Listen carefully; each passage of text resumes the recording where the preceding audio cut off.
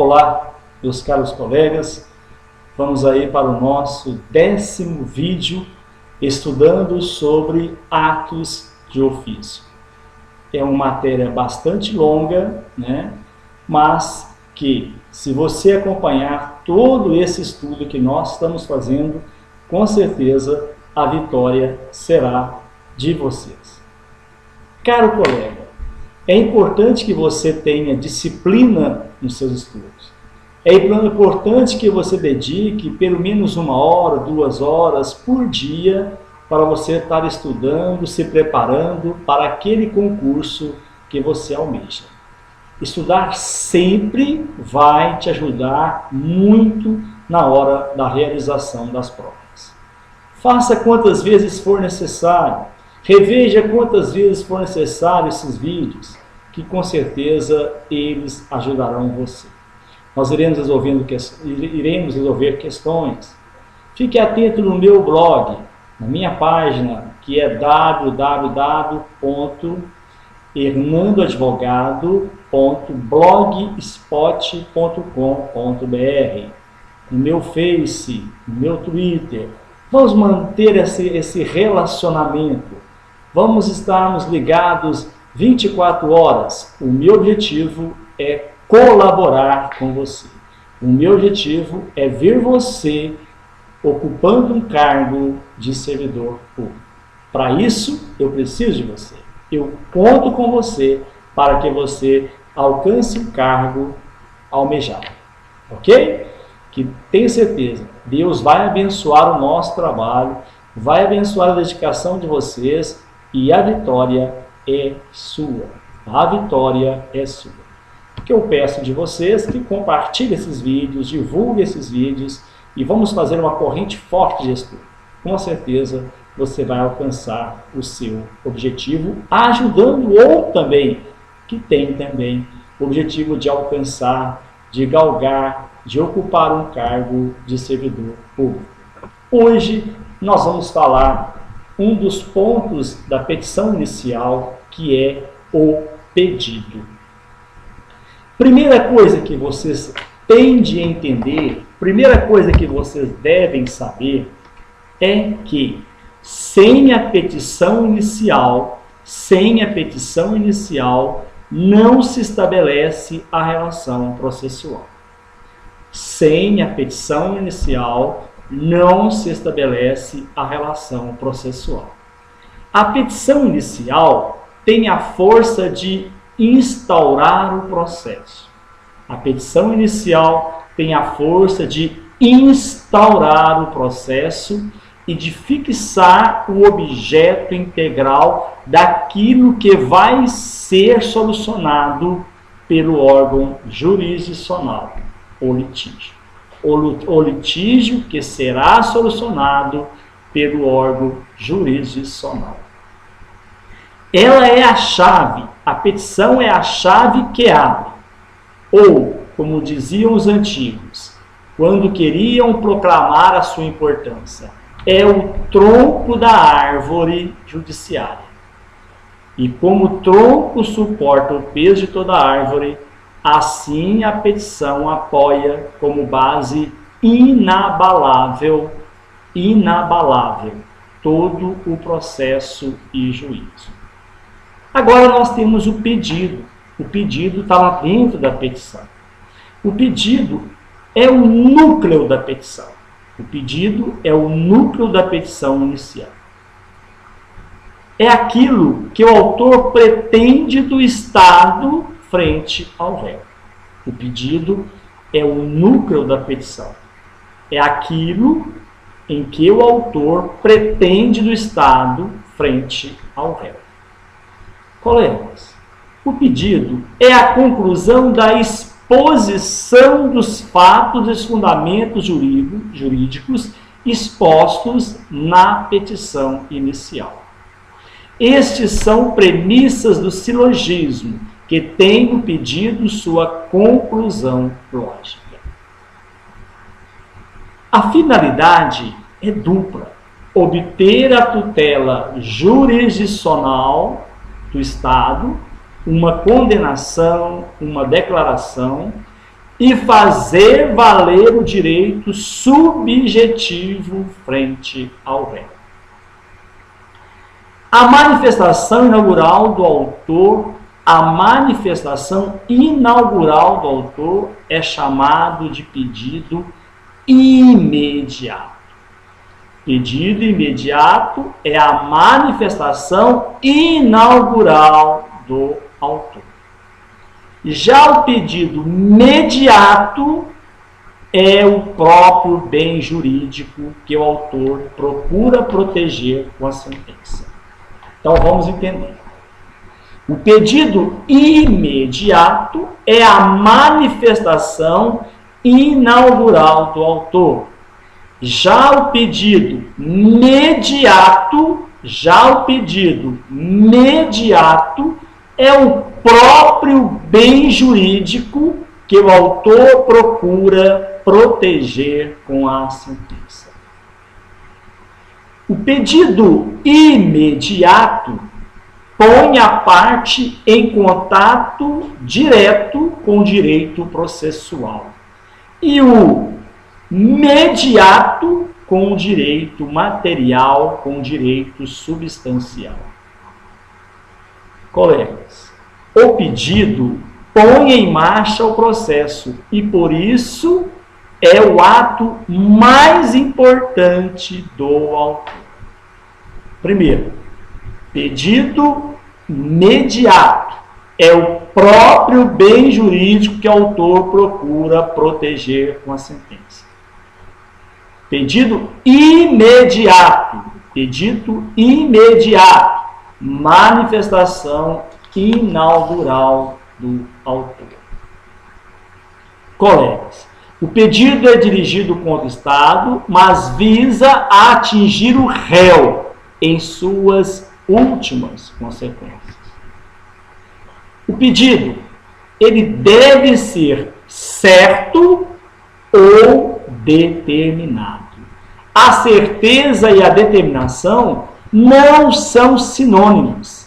A certeza e a determinação não são sinônimos, nem requisitos alternativos. Na verdade, na prática, você não utiliza o ou. O ou, dessa forma, é entendido com i. O pedido deve ser certo e determinado. Certo e determinado. É determinado o pedido se o autor faz conhecer com segurança o que pede que seja pronunciado pela sentença. O pedido concludente, além de certo e determinado, deve estar de acordo com o fato e o direito exposto pelo autor, que são a causa de pedido. O pedido congruente significa que deve estar de acordo com o fato, e o direito exposto pelo autor na petição. Pedido genérico. O objeto imediato do pedido nunca pode ser genérico e há sempre de ser determinado. Uma condenação, uma constituição, uma declaração, uma execução, uma medida cautelar. Mas o pedido mediato, que é o objeto, a utilidade prática visada pelo autor, este pode ser genérico nos seguintes casos: nas ações universais, se não puder o autor individualizar na petição os bens demandados.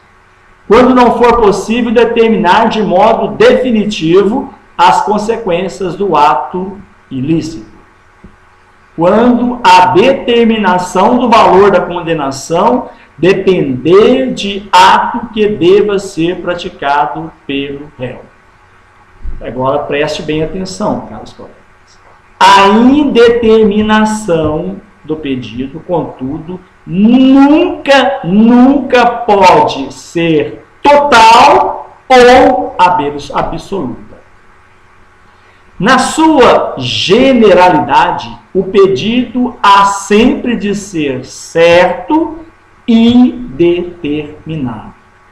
Não se pode, por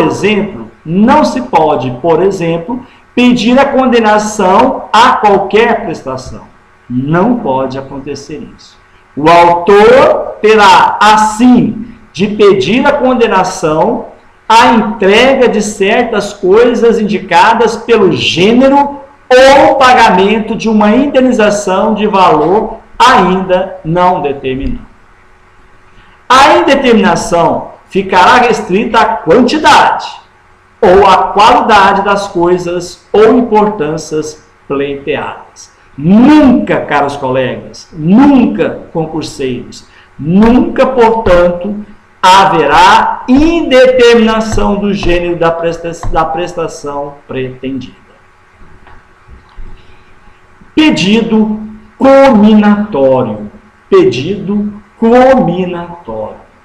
Há dois expedientes utilizáveis para aplicar a sanção ao devedor que deixa de cumprir a prestação devida, que são os meios de subrogação e os meios de coação. Preste bem atenção. Nas obrigações por quantia certa e nas obrigações de dar, a subrogação consiste em o Estado agredir o patrimônio devedor para ele extrair o bem, para ele buscar o bem ou valor a que tem direito o credor. Dessa forma, o Estado subroga na posição de devedor e efetua em seu lugar, mesmo contra a vontade da parte, o pagamento ao credor. O pagamento ao credor. Caros colegas, assim, a cominação do pedido tem cabimento na sentença condenatória, definitiva, mas pode também ser empregado nos provimentos de antecipação de tutela. Agora, vocês podem perguntar, né? Professor, será que eu não estou adentrando demais nesses conteúdos para o concurso? Eu digo que não. Porque quem pode mais, pode menos. Então, é importante que vocês saibam,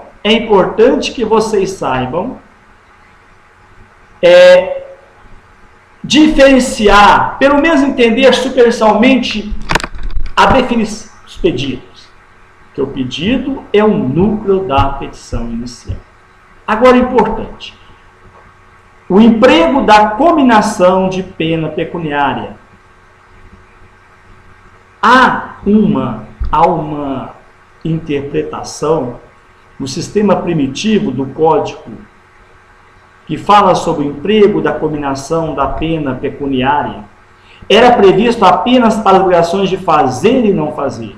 A obrigação de prestar fato, por entender satisfatório o mecanismo da subrogação para a execução das obrigações de quantia certa e de dar. Com a reforma operada pela lei de 2002, no entanto, o uso do meio de coação foi autorizado também para as obrigações de entregar coisa. O sentido da reforma foi de aumentar a efetividade do processo, abolindo a improvidência, a desação, tornando a sentença condenatória auto-execuíveis. Pedido alternativo. O pedido é fixo quando visa a um só resultado, imediato, como a condenação a pagar certa indenização ou restituir determinado bem. Pedido alternativo, quando pela natureza da obrigação, o devedor puder cumprir a prestação de mais de um modo. Quando pela natureza da obrigação, o devedor puder cumprir a prestação por mais de um modo. Pedido sucessivos. É lícito ao autor formular mais de um pedido em ordem sucessiva, a fim de que o juiz conheça do posterior que não podendo acolher o anterior. Pedido de prestações periódicas. Há casos em que as obrigações se desdobram em várias prestações periódicas, como os aluguéis, juros e outros encargos, que formam o que a doutrina chama-se de obrigações de trato sucessivos. Quando isto ocorre, caros colegas, mesmo sem menção expressa do autor na petição inicial, o Código considera incluídas no pedido as prestações periódicas de vencimento posterior ao juizamento da causa. Desta forma, se o devedor, no curso do processo, deixar de pagá-las ou de consigná-las, a sentença as incluirá na condenação enquanto durar a obrigação. Pedido de prestação indivisível. Quando vários credores são titulares em conjunto de uma relação jurídica que representa a obrigação indivisível, isto é, insuscetível de cumprimento fracionado parcial, qualquer deles é parte legítima para pedir a prestação por inteiro. Pedidos cumulados. Permite cumulação de pedidos sucessivos em caráter de eventualidade da rejeição de um deles. Está vendo, colegas? Como não é tão difícil entendermos aí os atos de ofícios, agora falando sobre a petição, e dentro da petição estamos falando aí sobre o núcleo da petição. Agora eu irei recorrer a alguns dispositivos do Código Civil, de Processo Civil, para nós começarmos a entender o que nós falamos agora dentro dos dispositivos. Diz o artigo 286 do Código de Processo Civil: o pedido deve ser certo ou indeterminado. É o que nós já comentamos. É lícito, porém, ao autor formular pedido genérico. Mas quando? Nas ações universais, que nós já falamos, se não puder o autor individuar na petição os bens demandados. Quando não for possível determinar de modo definitivo as consequências do ato ou fato ilícito. Quando a determinação do valor da condenação depender de ato que deva ser praticado pelo réu. O artigo 287, se o autor pedir que seja imposta ao réu a abstenção da prática de um ato, que ele não faça certo ato, tolerar alguma atividade, prestar ato ou entregar coisa, poderá requerer cominação de pena pecuniária caso de descumprimento da sentença ou da decisão antecipatória da tutela. Imagine vocês que você está demandando contra seu vizinho que está construindo um muro irregular.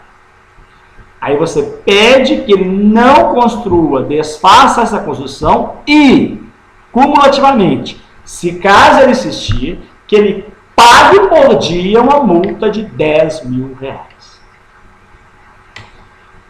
Artigo 288. O pedido será alternativo. O réu tem a alternativa de pagar, de cumprir ali o que está sendo pedido na sentença, quando, pela natureza da obrigação, o devedor puder cumprir a prestação de mais de um modo. Agora, se ele não tiver como cumprir a prestação de mais de um modo, não tem como o pedido ser alternativo. Parágrafo único. Quando, pela lei ou pelo contrato, a escolha couber ao devedor, quando, pela lei ou pelo contrato, a escolha couber ao devedor, o juiz lhe assegurará o direito de cumprir a prestação de um ou de outro modo.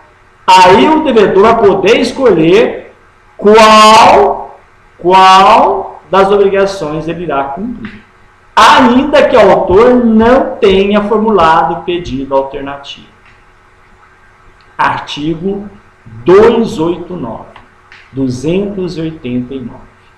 É lícito, é permitido formular mais de um pedido em ordem sucessiva. Primeiro pedido, segundo pedido, terceiro pedido, a fim de que o juiz conheça do posterior em não acolhendo o anterior. Eu peço que o juiz conceda a mim que o réu pague R$10.000 e mais 10 sacas de laranjas. Não conhecendo, eu vou para o segundo pedido, que o réu pague R$10.000 mais 10 sacas de mexerica. Artigo 289. Quando a obrigação consistir em prestações periódicas, vence uma dia 20, a outra 20 de agosto, 20 de setembro, 20 de outubro, 20 de novembro, considerar-se-ão elas incluídas no pedido. Considerar-se-á, mesmo se o autor não tiver pedido, considerar-se-á incluídas no pedido, independentemente de declaração expressa do autor. Se o devedor, no curso do processo, deixar de pagá-las ou de consigná-las, a sentença as incluirá na condenação enquanto durar a obrigação.